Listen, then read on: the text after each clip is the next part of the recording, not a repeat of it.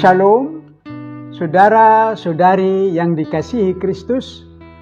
Jumpa kita pada kesempatan ini dalam renungan harian GKI Kuitang. Hari ini Senin 22 Agustus 2022 bersama saya Pendeta Emeritus Arti Sembiring. Bahan renungan kita diambil dari 1 Samuel pasal 25 ayat 24 sampai 25. Saya bacakan untuk kita demikian firman Tuhan ini. Ia sujud pada kaki Daud serta berkata, "Aku sajalah, ya Tuanku, yang menanggung kesalahan ini. Izinkanlah hambamu ini berbicara kepadamu dan dengarkanlah perkataan hambamu ini. Janganlah kiranya Tuanku mengindahkan Nabal, orang yang dursila itu. Sebab seperti namanya, demikianlah ia. Nabal namanya dan bebal orangnya. Tetapi aku, hambamu ini, tidak melihat orang-orang yang diutus, yang Tuanku suruh." Demikianlah firman Tuhan. Berbahagialah orang yang mendengar firman Tuhan dan yang tekun melaksanakannya. Dari firman Tuhan ini, tema kita berbunyi, istri yang bijaksana. Istri yang bijaksana. Saudara-saudari, sejak manusia diciptakan dalam kehidupan keluarga, suami mendapat tanggung jawab lebih besar daripada istri. Begitulah kehidupan yang diberitakan dalam Alkitab. Istri sebagai penolong yang sepadan dengan suaminya, sehingga keluarga berjalan dengan baik.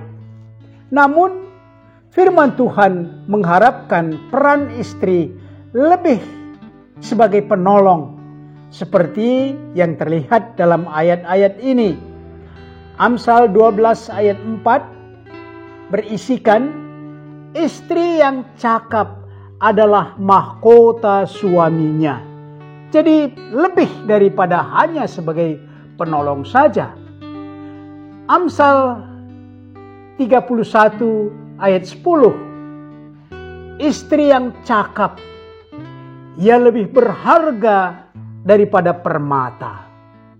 Amsal 31 ayat 30 ini, istri yang takut akan Tuhan dipuji-puji. Dengan beberapa ayat ini, istri bisa memiliki nilai lebih daripada hanya sebagai penolong. Dalam dunia sekarang, justru banyak istri yang menjadi soko guru keluarga. Perempuan atau istri berperan di tengah-tengah masyarakat, bahkan di pemerintahan kita.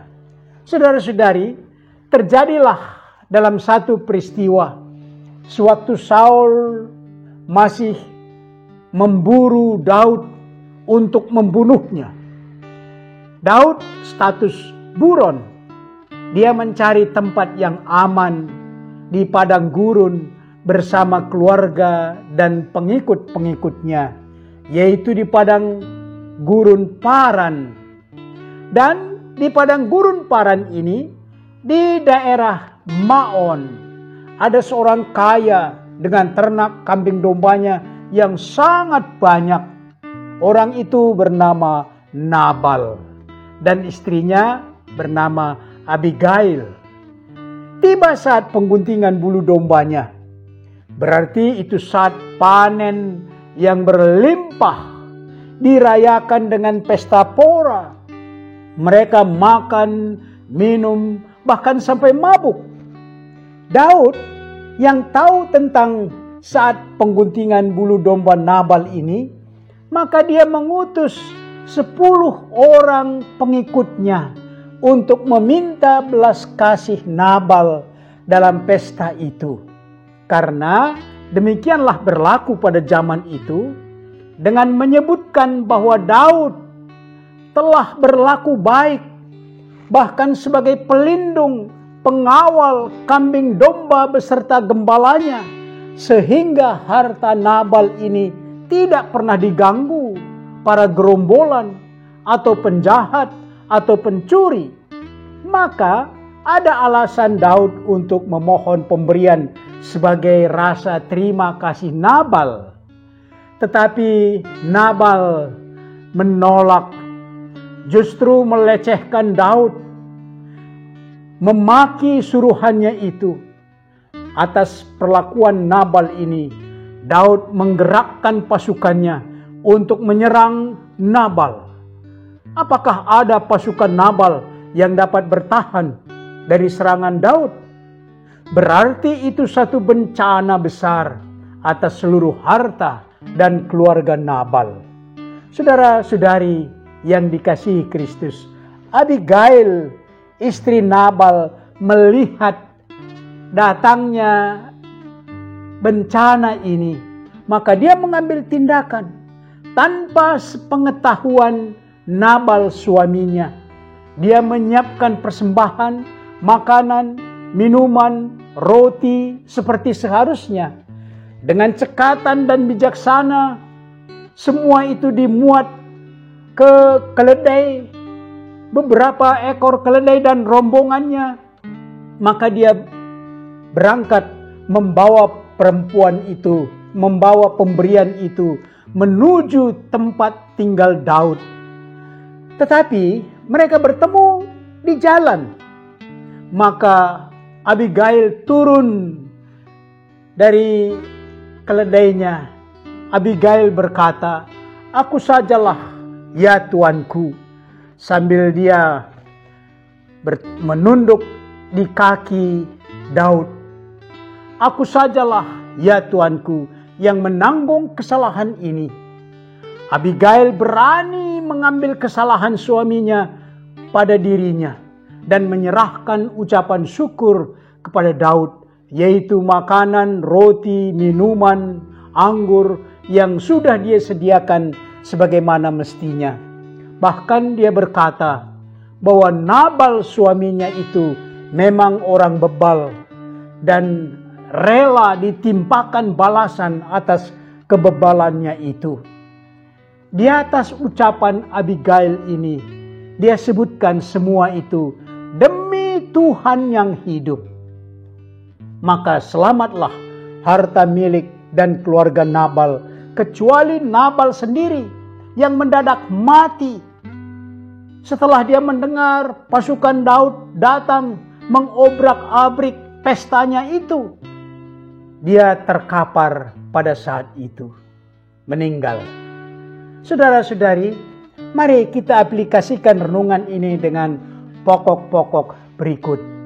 Pertama, setujukah Anda tindakan Abigail, istri Nabal ini, yaitu dia tidak lagi rembukan dengan Nabal suaminya tentang kebijaksanaan tindakan yang diambilnya? Yang kedua, sebagai istri, bagaimana Anda bertindak kalau suami sudah terlanjur salah? Ini dalam kehidupan kita. Yang ketiga, firman Tuhan Amsal 30 ayat 31 berisikan, istri yang takut akan Tuhan dipuji-puji. Anda bisa baca selengkapnya Amsal 30 ayat 31. Adakah dijumpai di keluarga Anda seperti ini?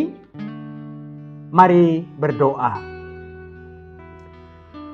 Bapa kami yang ada di sorga, kami mendambakan keluarga kami bahagia. Karena itu karuniakan hikmat dalam pimpinan Roh Kudus kepada Bapa dan kepada Ibu dalam keluarga kami. Ada saatnya kami kurang cerdas dan tidak teliti, tetapi sebagai partnership semua anggota keluarga, sebagai bapa, sebagai ibu, dan sebagai anak, bisa bertindak untuk meluruskan kesalahan dan menyempurnakan kekurangan-kekurangan dalam keluarga. Kami mohon terutama bagi ibu dalam keluarga kami, kiranya menjadi sumber hikmat yang istimewa bagi kami.